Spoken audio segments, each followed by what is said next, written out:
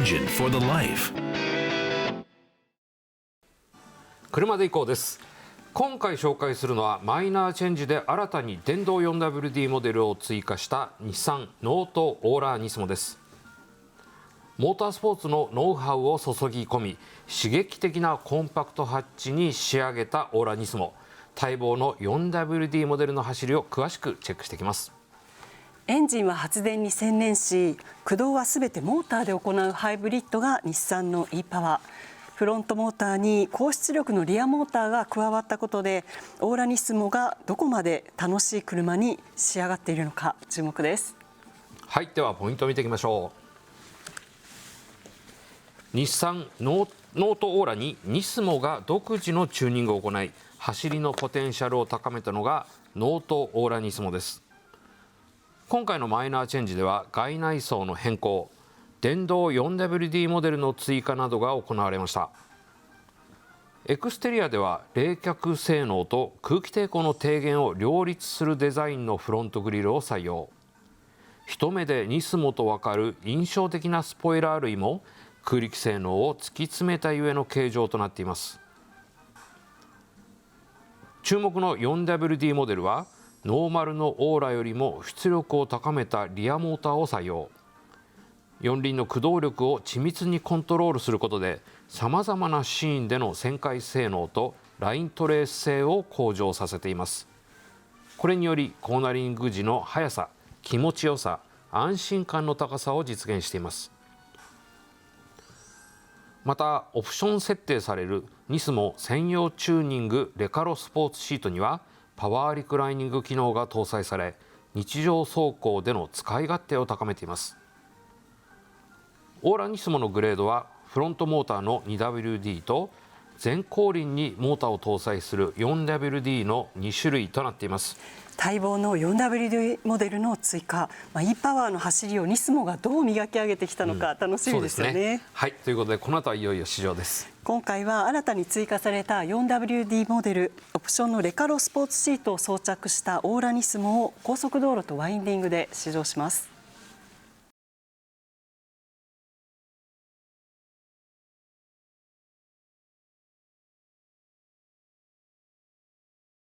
電動 4WD という新たな技術で走りの楽しさをさらに高めた日産ノートオーラニスモ。その実力を岡崎五郎が検証します。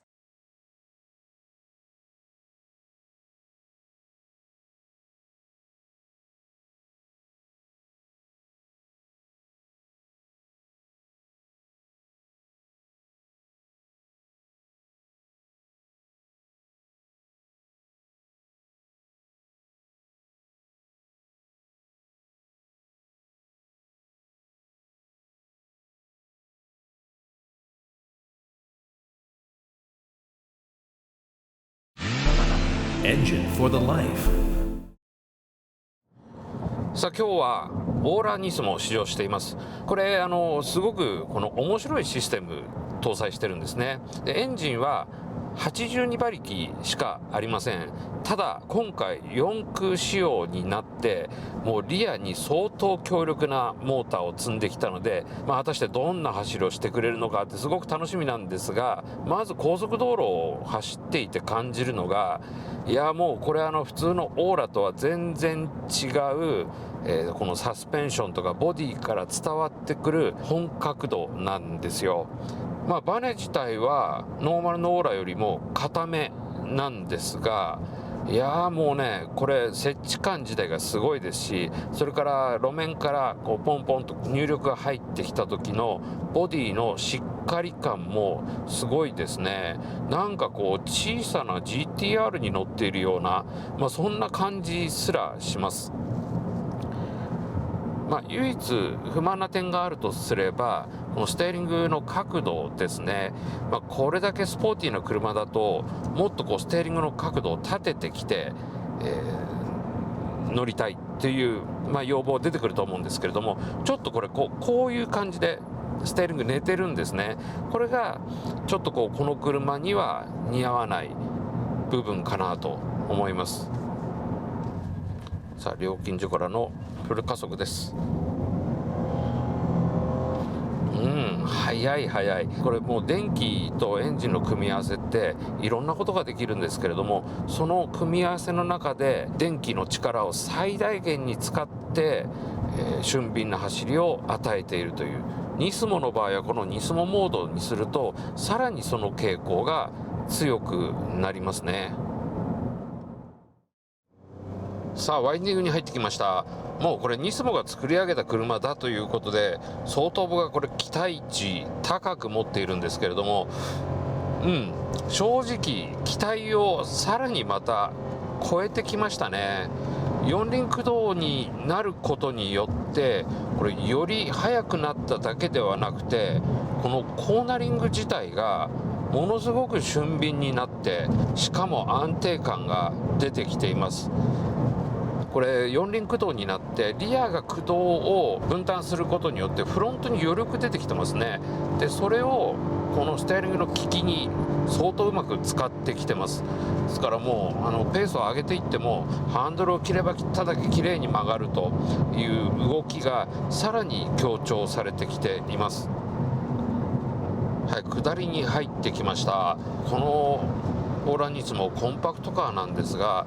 この動きのしっかり感はもうこれ単なるコンパクトカーではないですね。四隅にあるタイヤ全てに自分の感覚が行き届いているかのような、そういう濃密なインフォメーションもありますし、あとはやっぱりこのサスペンションモノチューブダンパー使ってるんですが、これの動きもね、横 G がぐーっと入っていってもずっとしなやかさを維持してくれるんですよ。この辺りはやっぱりね、さすがニスモですね。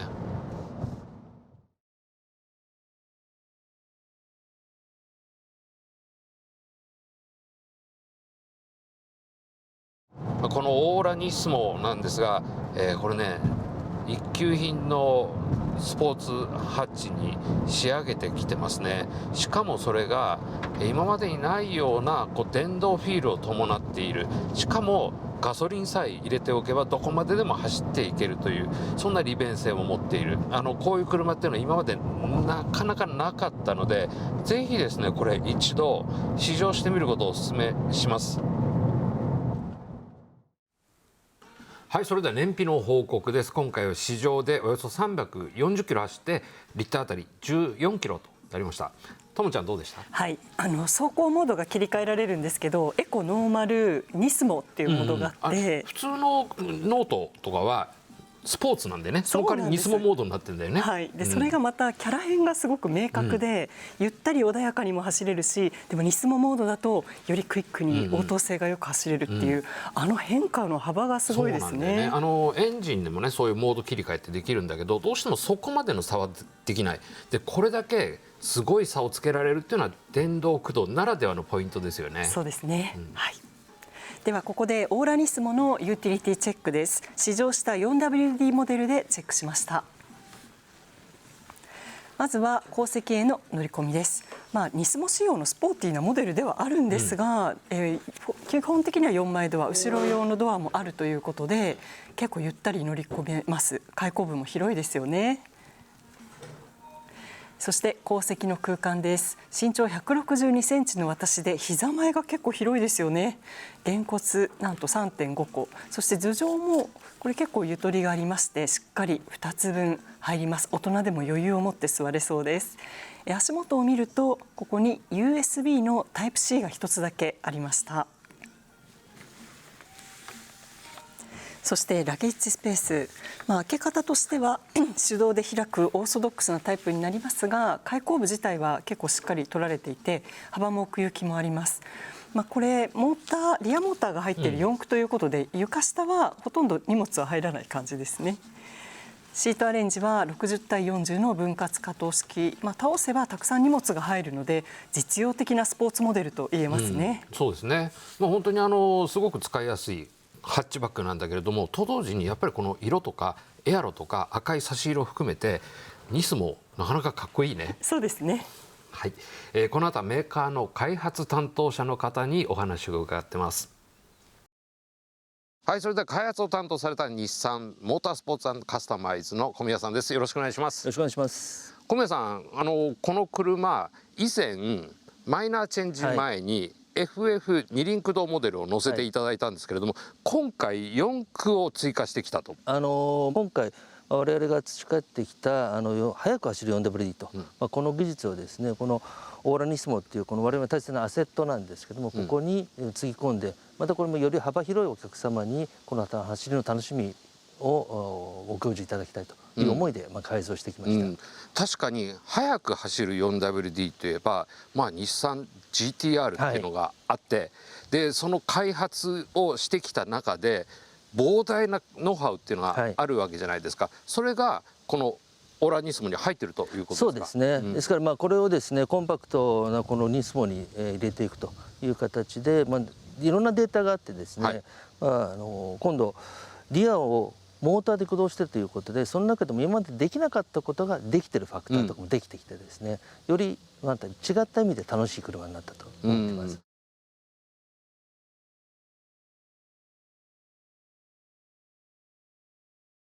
ちょっと意外だったんですけれども、4駆の方がよりステアリングを切った時の車の動きがスポーティーになっている、より昇高くで曲がっていけるような、そんな感覚があったんですけれども、それ狙いだったんですか。そうですね、そこは4駆を追加してですね、一つのメリットになりますけれども、駆動力を4輪にも配分できるという形になりますので、これにいかに駆動力をどのぐらいの配分をするか、これは開発の、ポイントなんですけども、そのことによって前輪をですね、このコーナリングフォース、コーナリングパワーに使える余分が増えてきたという形で、曲げた分だけ曲がっていく、後ろから押し出すような形で気持ちよくオンザレールで曲がってきた、そういう形を目指していたし、ご体感をいただけるので本当に幸いです。その電動フィールあるじゃないですか、これ他にはなかなかない車ですよね。これニスモにご入社いただければと思うんですけれども、より早く気持ちよく安心したと、でもニスモの一貫下の走りに向かっての狙いでそれを入れてきたんですけども、GTR それからスカイライン、Z、どっちかっていうと、そのバスケットの中でも少し速い方に軸足を置いてるのが軍だとすると、オーラはですね、より気持ちよくのところに軸足を置いた、これは一体感という形の言葉に置き換えることもできますけれども、ということで今回ですね、この車はその一体感をどういうふうに出していくかというところで、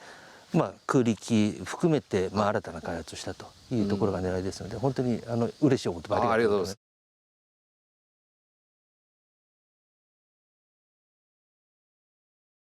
僕が面白いなと思ったのは、ノーマルとエンジンの出力が変わらないんだけれども、実際に乗るとこんなに違うのか。物理的にはリアのモーターの出力を基準車に対して50ほど上げているというところがありますけれども、もう一つはこの気持ちよさっていうところをですね、訴求するにあたっては、その一体感を踏んだ時に踏んだだけ出ていくっていう形のこの加速特性ですね、そこはちょっと検討しましたね。ちょっと尖らしてるというか、少し足回り硬いんじゃないかとかね、そういうことをですね思われる方もいらっしゃるかなと思うんですが、乗っていただくとですね、そんなことないんですと、速いけどやっぱり普段もきちんと使える車に仕上げておりますので、ぜひそういう形の方にも乗っていただきたいなと思います。はい、今日はどうもありがとうございました。どうもありがとうございました。はい、ではここでノートオーラニスモの評価に行きたいと思います。僕の評価はこのようになりました。丸。もはや速さだけではない質感も語り始めたコンパクトスポーツということで、当然ノーマルの、モデルよりも速くなっているんですが、と同時に乗り味全般、サスペンション、ボディが伝えてくる感覚、全体の感覚がすごく上質になっているんですね。なんか BMW に対するアルピナのような、そんな感触さえありました。いやもうね、今後ニスモがまたどんな車を出してくるのか本当に楽しみになってきますよね。一方、×、これはですね VTR の中でもちょっと言いました、上を向いてるスタイリングホイール、特にレカルシートを選ぶと、レカルのシートは着座位置が低いんですね。で、低い着座位置に対してステアリングがこうして斜めになってるんで、ちょっとドライビングポジションが不自然である。もちろんこれは身長が高い人であればちょっと上の方からステアリング持つことになるんで、問題ないかもしれないんですが、それがやはり体型とか身長によってやや気になるケースもあるということをお伝えしておきます。はい、私は丸なポイント。これは世界唯一の 100% モータードライブスポーツハイブリッド4駆なんじゃないかと思いました。エンジンは発電役に徹し、モーター駆動で走る e パワーの特性を生かしたオーラニスモ、それをベースに随所にニスモで培ったデザインですとか、あとはモーターの力の出し方、四輪のトルクの制御など、細部に手を入れて走りを磨いた車作りは他に類を見ない素晴らしい出来栄えだと感じました。そしてバッテン、これはパドルシフトがあってもいいのかなと思いました。モードによってはアクセルを緩めると減速感が生まれる、E ペダルですかね、ああいった制御もあったりするんですけれども、あったらよりこのワインディングの走りも楽しいのかなというふうに思います。そうだね、回生の強さをパドルで選べたらよりなんかドライビングの幅、楽しさ広がるような感じがするよね。そうですよね。はい、ということで2人の評価はこのようになりました。 Engine for the life.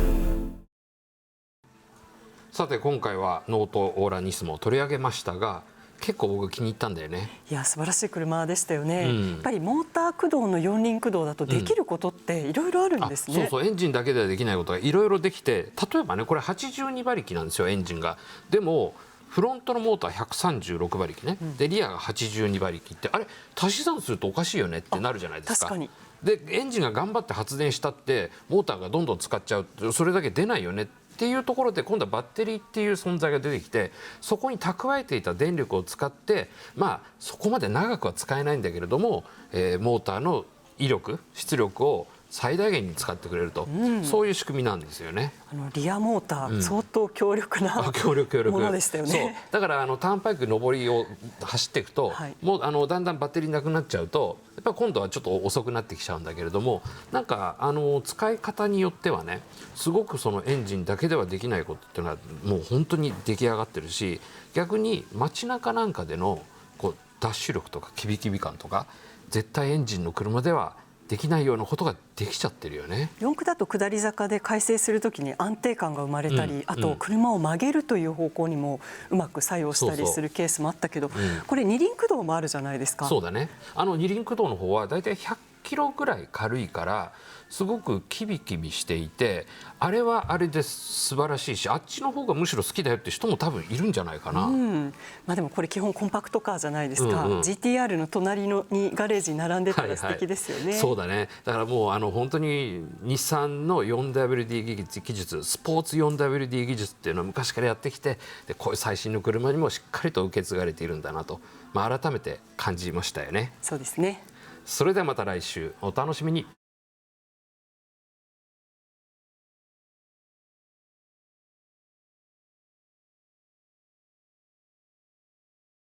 旬のニューモデルをモータージャーナリストの岡崎五郎と藤島智子が徹底紹介する車総合情報番組、それが車で行こうです。 TVK では毎週日曜夜10時、再放送は毎週土曜朝11時で好評放送中です。また番組のホームページからは過去の見逃し配信や放送内容が簡単に検索できます。皆さんのより良い車ライフにぜひお役立てください。 Engine for the life.